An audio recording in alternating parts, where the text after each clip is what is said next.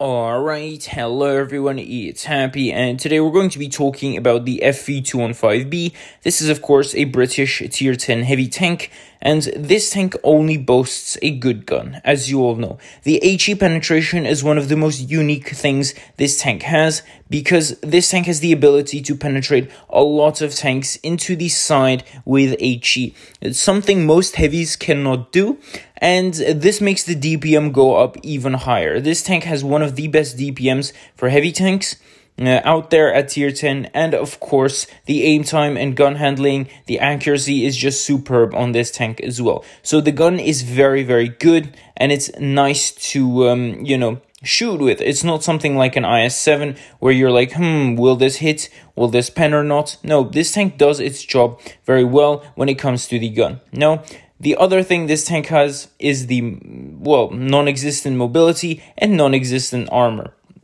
So you can't necessarily rely on the armor. This is not going to be something like an IS-7 where you can survive in a, when you're surrounded. It's going to be impossible to pretty much side scrape or block something with your side armor. That's not going to happen. The turret is alright. You can do a peekaboo here and there. The upper plate on the hull is also pretty decent. But apart from that, you're not really going to be getting much armor. Especially if you try and side scrape with this tank, you're going to absolutely get dominated and shot down. That's the truth behind it.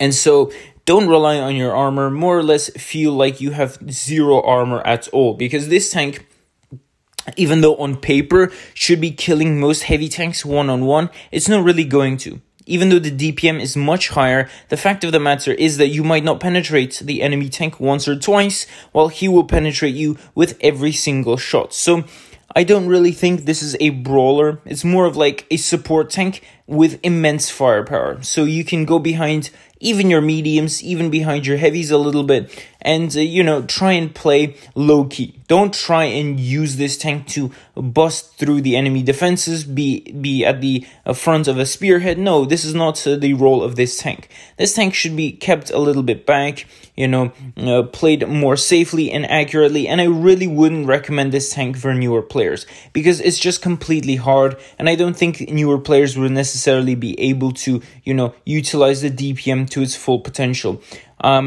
Again, the mobility sucks. It's not amazing, it's not horrible, it's in between, but it's just bad for this tank's armor.